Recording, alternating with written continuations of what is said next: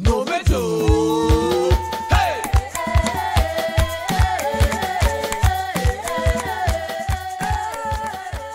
Cameroun, pays de l'Afrique centrale, en pleine forêt équatoriale, est un triangle de 475 442 km², dont 47% est couverte de forêt, faisant de ce dernier le deuxième pays forestier du bassin après la République démocratique du Congo.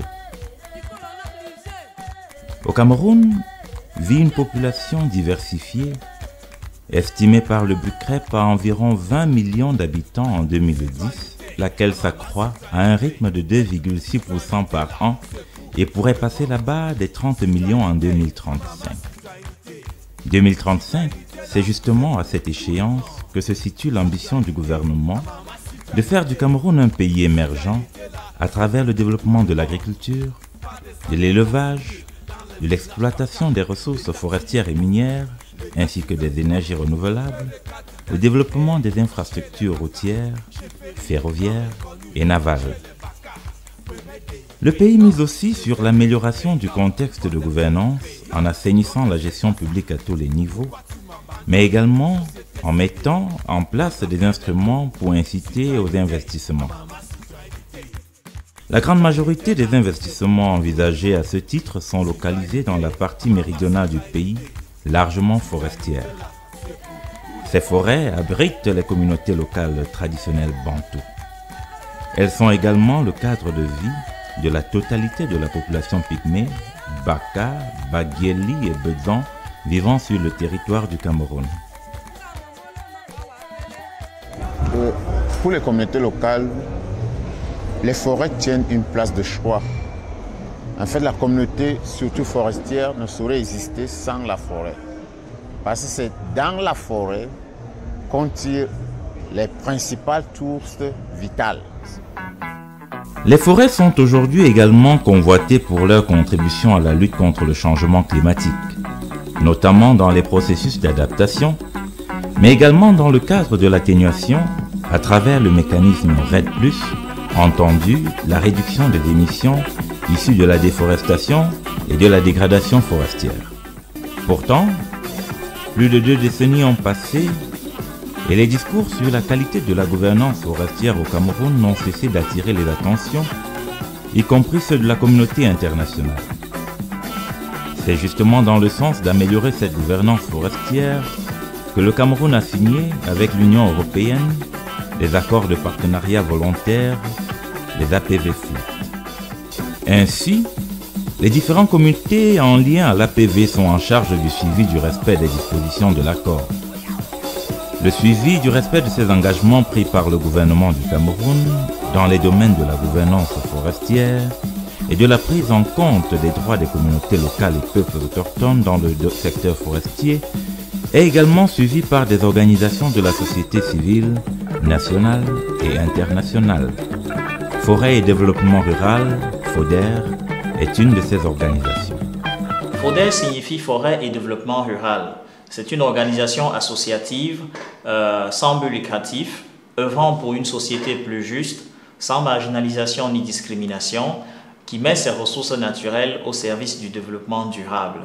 Nous sommes engagés par cette vision à veiller au respect de l'état de droit et à l'application des lois, à promouvoir et défendre les droits des communautés locales et autochtones, à renforcer la participation citoyenne des hommes, des femmes et des jeunes au sein des structures de gouvernance et à stimuler l'entrepreneuriat rural.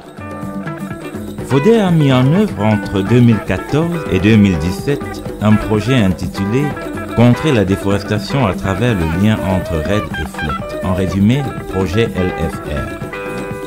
Ce projet est coordonné par Madame Laurence Wetis. Le projet LFR qui est mis en œuvre dans 4 pays en Afrique, à savoir le Cameroun, le Congo, dans le bassin du Congo et en Afrique de l'Ouest, le Gabon, le Ghana et le Libéria, vise à améliorer la gouvernance à travers un meilleur accès à l'information, une meilleure participation des acteurs et une application plus renforcée des lois. Mais de manière vraiment spécifique, le projet vise à mettre en cohérence les processus FLEGT-RED dans lesquels le Cameroun est engagé, de manière à ce que ces deux processus qui ont un véritable potentiel en termes d'amélioration de la gouvernance forestière puissent véritablement contribuer aux objectifs de gouvernance forestière positive ou de bonne gouvernance forestière au Cameroun. Nous avons des partenaires qui contribuent à la mise en œuvre du projet sur le terrain. Il faut déjà rappeler que le terrain au Cameroun est mis en œuvre dans la région de l'Est et dans la région du Sud. Dans la région de l'Est, nous avons comme partenaires deux organisations locales, à savoir PAPEL, qui intervient du côté de Messamena. PAPEL couvre les arrondissements de Messamena et de Somalomo dans le Oignon.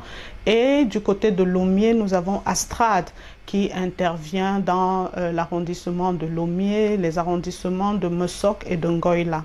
Du côté du Sud, nous avons commencé au départ avec APIFED, qui est une organisation basée à Djoum et qui devait faire la couverture des arrondissements de Djoum et de Mintom.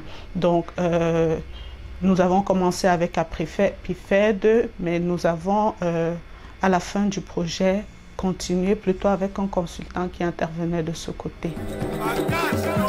Au total, 164 villages de 3 régions du Cameroun ont été régulièrement sillonnés par l'équipe du projet LFR et les consultants associés au projet, avec en moyenne une mission de terrain chaque mois dans des conditions parfois très difficiles, en raison surtout de l'état des routes et du niveau d'enclavement des villages visités durant les 3 années de mise en œuvre du projet. Les contacts avec les acteurs du secteur forestier ont été nombreux et une quantité importante d'informations a été collectée auprès des communautés locales, des communes, du MINFOF, du MINEPDED, des entreprises forestières, des institutions de recherche nationales et internationales et d'autres organisations de la société civile intéressées par la problématique. Il faut dire que le projet a été riche en informations sur des thématiques qui jusqu'ici n'étaient pas véritablement abordées par la société civile, en tout cas pas suffisamment. La question de la gestion des revenus forestiers décentralisés, pour faire plus simple, des revenus forestiers destinés aux communautés qui n'avaient pas encore une attention suffisante. Le projet a permis de collecter des informations sur la gestion non seulement de la redevance forestière annuelle, plus connue sous le thème de RFA, mais également des autres revenus dont je vous parlerai tout à l'heure et qui sont destinés aux communautés. Les informations collectées nous permettent de renseigner le niveau ou encore et même l'impact de ces revenus-là sur le développement local qui, il faut le dire, reste quand même encore assez mitigé à cause d'un ensemble de contraintes. Donc, le projet nous a également permis de véritablement renseigner la question du respect des obligations sociales des entreprises vis-à-vis des communautés, parce qu'il faut distinguer les obligations des entreprises forestières vis-à-vis de leurs employés qu'on connaît encore sous le vocable de obligations sociales internes, pour révéler que c'est quand même un des domaines de la légalité forestière qui nécessite encore une attention particulière. Nous avons des informations sur l'accès à l'information dans le domaine, dans le secteur environnement forêt, et nous avons fait un travail suffisamment intéressant sur l'accès à l'information, le contexte de l'accès à l'information environnementale et comment est-ce qu'on pourrait appliquer ce contexte à la RED+. Les résultats du projet ouvrent sur des constats flagrants. Si le secteur forestier, formel et informel, contribue à soutenir les revenus de l'État, des communes et des familles, n'en demeure que le secteur forestier au Cameroun n'a pas encore tenu toutes les promesses attendues au niveau local, malgré les espoirs mis dans les revenus spécifiquement destinés aux communautés locales riveraines des forêts exploitées. Les revenus destinés aux communautés sont de plusieurs types dans le mécanisme de partage des bénéfices mis en œuvre dans le secteur forestier, nous avons déjà la fameuse RFA, redevance forestière annuelle, qui au départ avait une part de 10% destinée aux communautés, qui a connu pas mal d'évolutions depuis 2015. Nous pourrons en reparler tout à l'heure. Il y a dans les revenus issus de l'exploitation des forêts communales, ça beaucoup de gens ne le savent pas, mais les communautés riveraines des forêts communales ont droit à 30% des revenus issus de l'exploitation des forêts communales dont elles sont riveraines.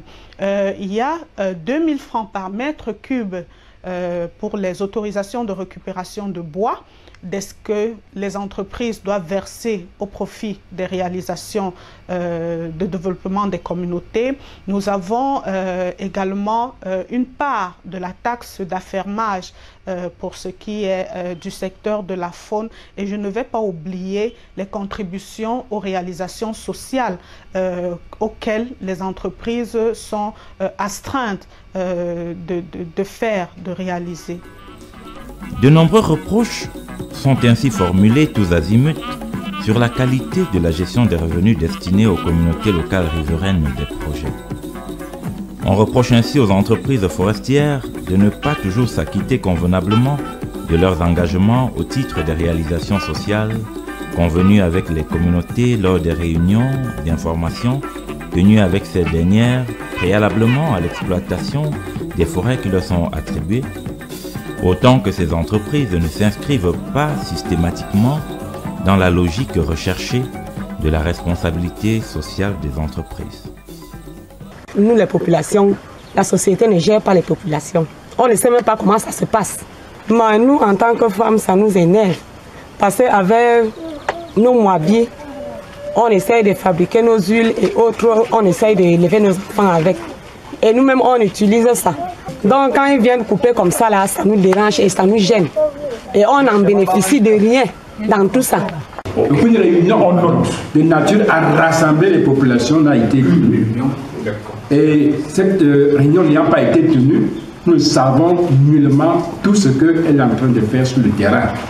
Et les autorités même de cette entreprise n'ont jamais daigné rencontrer le chef du camp.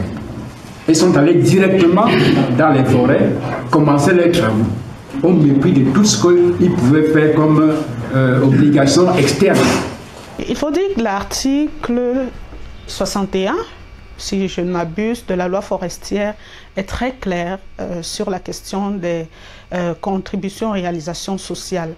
Il dispose, cet article, que les réalisations sociales que les entreprises doivent faire au profit des communautés sont des ponts, des écoles, des centres de santé, bref, ce sont des routes, mais la réalité est toute différente. Les pratiques sur le terrain sont très divergentes. Nous avons, dans les meilleurs des cas, les entreprises qui contribuent dans des activités génératrices de revenus pour les communautés. Ça veut dire projets d'élevage de poulets, de porcs ou des projets agricoles. Nous avons des cas où ils offrent du matériel sportif, ce sont des ballons, ce sont des jeux de maillot, mais également on a des situations beaucoup plus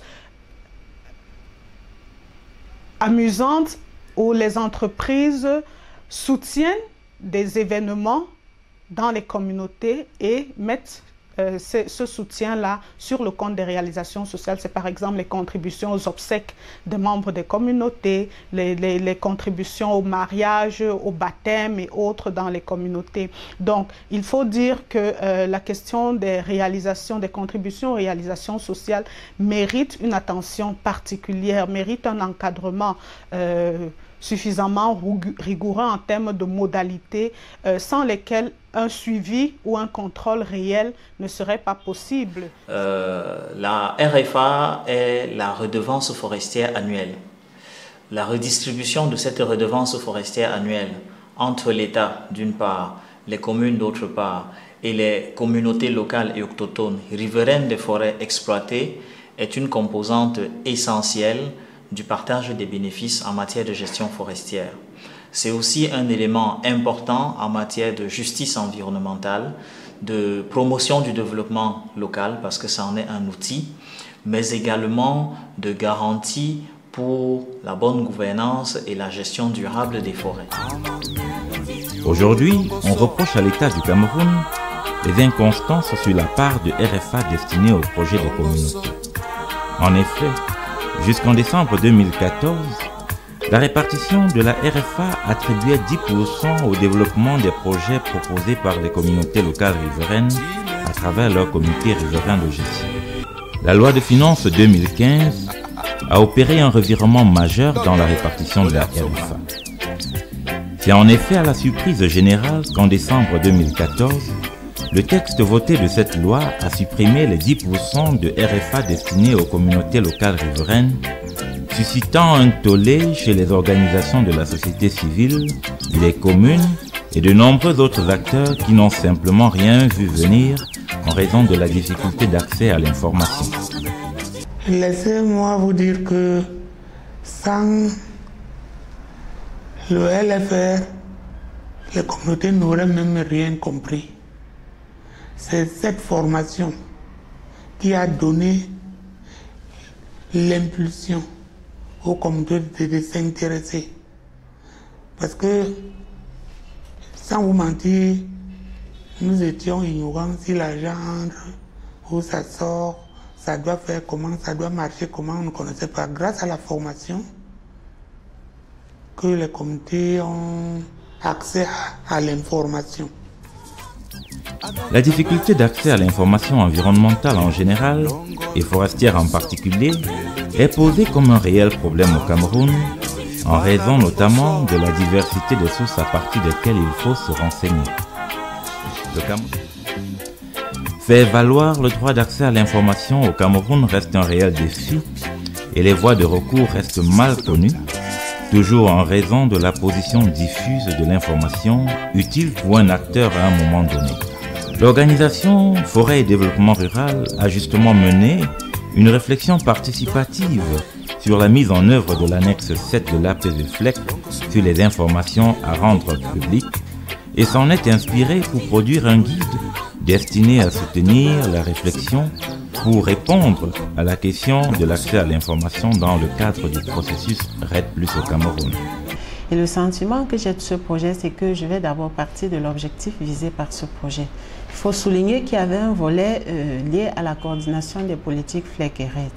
Et à travers ce projet, on a eu à mener des activités partant un peu de l'expérience qu'on a eu à avoir dans le processus FLEC pour pouvoir alimenter des actions à mener dans le processus RED, notamment en matière de transparence. Et en relevant que dans le processus FLEC, cette transparence était consacrée par l'annexe 7, nous avons eu à pouvoir puiser cette expérience pour pouvoir élaborer une politique d'accès à l'information dans la RED+, inspirée des expériences de l'annexe 7, de la mise en œuvre de l'annexe 7 du processus FLEC. Et dans ce cadre, ce qui m'a vraiment frappé, c'est qu'on a eu à faire une cartographie des acteurs de la RED de plus et voir quels étaient les différents acteurs, quels étaient leurs besoins en information, quelle était la source de cette information dont ils ont besoin pour pouvoir œuvrer dans l'élaboration, la mise en œuvre et même l'évaluation du processus RED. Et j'ai été vraiment très séduit par ce travail-là au moment où, à la fin, on a pu quand même à pouvoir faire paraffer ce travail par le ministre de l'Environnement et des Forêts, à qui on a eu à remettre de manière officielle le document élaboré dans ce cadre. Il faut dire également que pour nous, ceci est le signe de la volonté du ministère et du ministre de l'Environnement d'adresser la question de l'accès à l'information dans RED, et nous espérons que à travers cette préface, il faut dire qu'il n'a pas seulement préfacé, nous avons copublié, FODER et le ministère de l'Environnement ont copublié le guide, que cette publication conjointe des travaux des différents acteurs de la RED devrait permettre la mise en œuvre des recommandations contenues dans le guide devrait permettre une opérationnalisation de ces recommandations qui sont de même à améliorer la qualité de l'accès à l'information sur aide. Au terme de 3 années de travail, le projet LFR arrive à son terme. Non sans aboutir à des recommandations pour l'amélioration du contexte de gouvernance forestière à travers l'aménagement, l'engagement des entreprises à la responsabilité sociale et la prise en compte des droits des communautés locales et peuples autochtones à participer au processus politique et à la gestion des revenus forestiers dans les APV FLEC et dans la RED+. My particular interest in their projects or how they were delivering their project was how they were doing their independent forest monitoring. Cameroon is far advanced with independent forest monitoring, something that Ghana wants to learn from. So that was one of the major things I could learn from. One of the interesting things I was fascinated by through the conversation was issues of security. Security for local people who are forest monitors. It's something which is very, very fundamental. In Ghana, we say we have general freedoms, but there's still a risk. I mean, people who report illegalities are likely to suffer some form of violence or some form of hate threat or something. So how they were dealing with theirs was very, very particular for me. And for them, I think they made the case that if they realized things were too serious, they just shut down the operation so that the person's life was protected. And I think it makes a lot of sense that the monitors need to be protected, and if we can get the state to protect them, then at least for them within their own system should be able to protect them. And I also understand they do their risk assessment so that they know what level of risk their monitors are exposed to. And this is something important for me. Most of these things I couldn't apply directly to my project, but those were some of the things that we are using for the CSIFM project, Civil Society-led Independent Forest Monitoring Project that we are having in Ghana. We want to be credible, we want to be seen as knowing what we are doing, and therefore these are important elements that we are going to do. Protect your community people, ensure that what you're bringing out is very, very credible. En termes d'appui, il faut reconnaître que les actions de ce projet et de son organisation sont quand même assez exceptionnelles et apportent beaucoup à la compréhension du secteur forêt de manière globale, à l'opinion. Alors le projet en lui-même a eu ceci de particulier qu'il a amené 2 concepts ensemble, et le deuxième concept qui est la RED a aussi beaucoup appris de l'APV qui était déjà assez avancé, surtout en termes de communication par rapport à l'annexe 7 que je venais d'apprécier, et également en termes de répartition des revenus, parce qu'il a été également question beaucoup de la répartition des revenus. On s'est inspiré également de ce qui se faisait dans le cadre de la RFA et de la participation, parce que je crois que l'APV a apporté quelque chose d'assez important, c'est la participation de toutes les parties prenantes de l'activité forestière. Et ce qui a été un grand succès, je pense, de ce projet, c'est qu'ensemble, et suite aussi, grâce aussi au travail de monitoring sur les RFA, en fait, et un plaidoyer costaud de la part de FODER, accompagné par ses partenaires, PAPEL et Astrad, il y a eu une influence très importante en fait du changement de la loi. La loi de finances 2017 est passée et il y a eu une restauration des RFA de 6,75%, ce qui est vraiment une grande réussite. Je dirais d'abord un sentiment de satisfaction.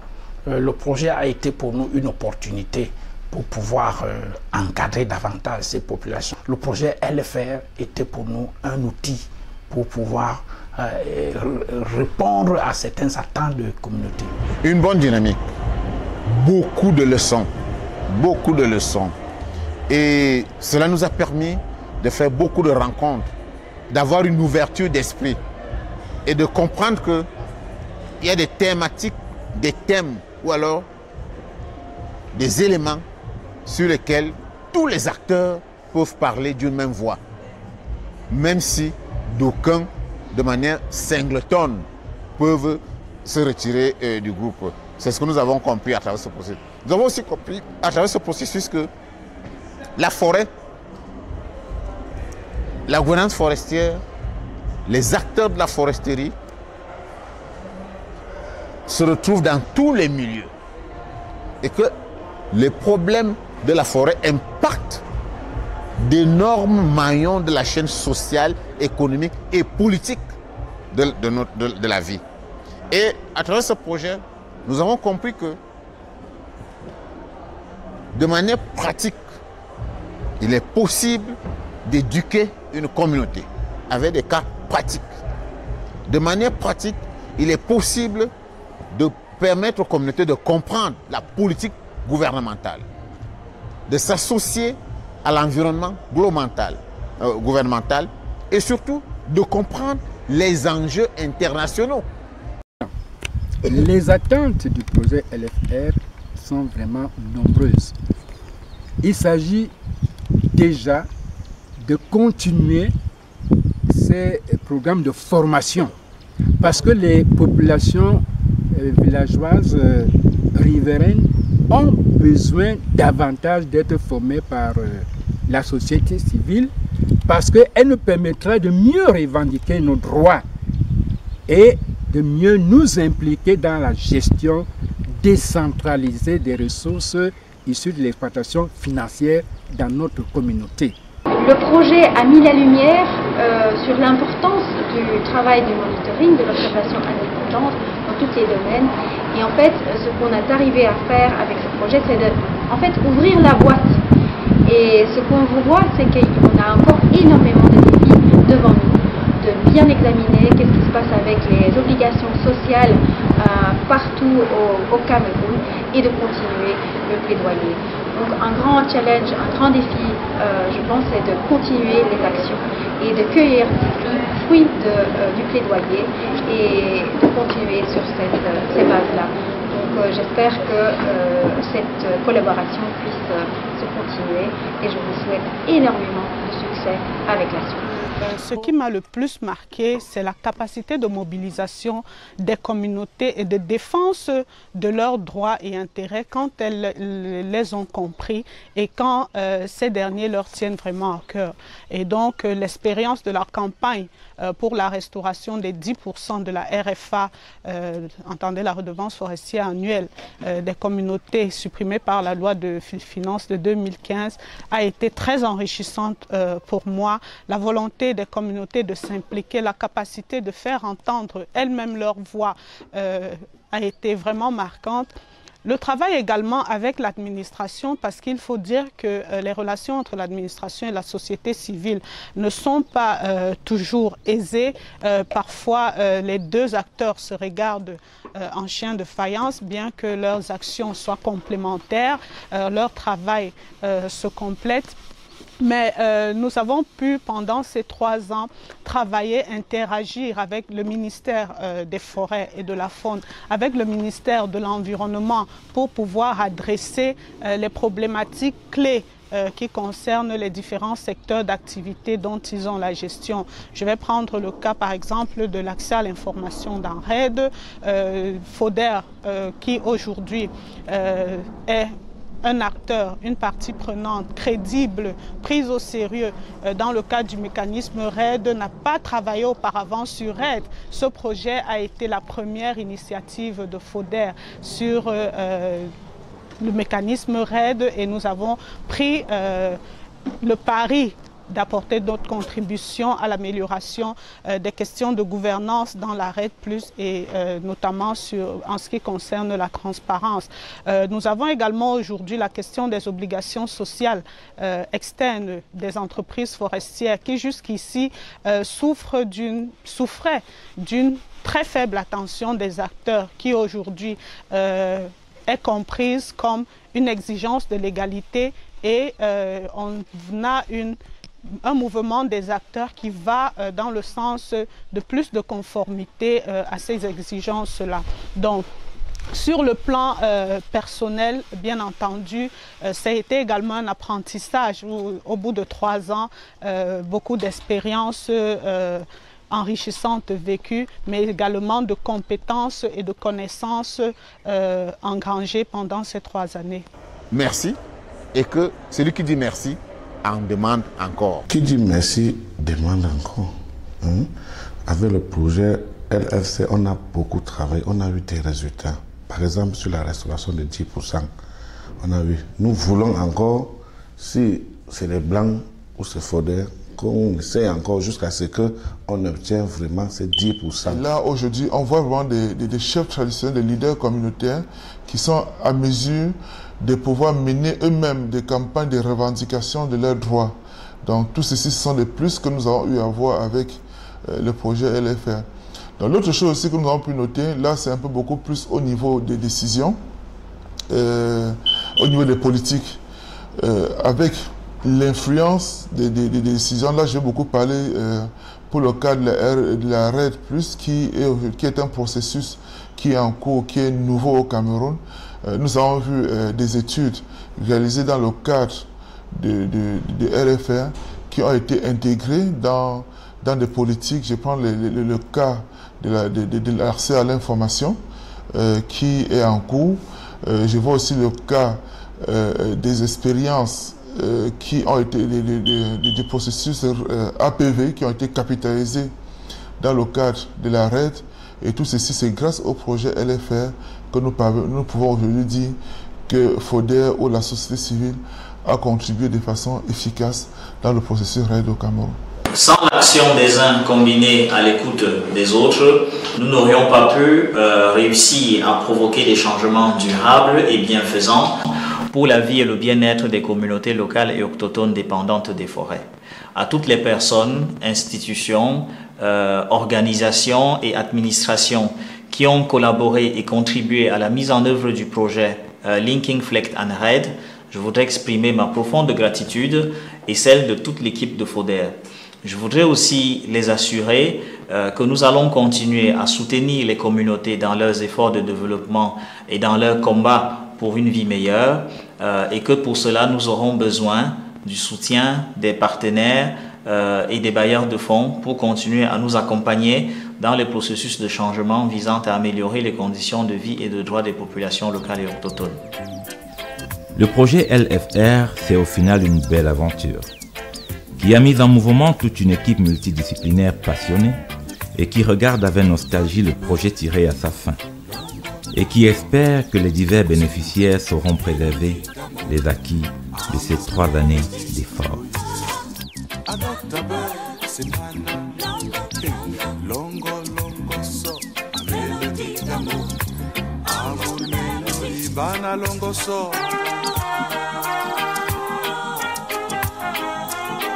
Longoso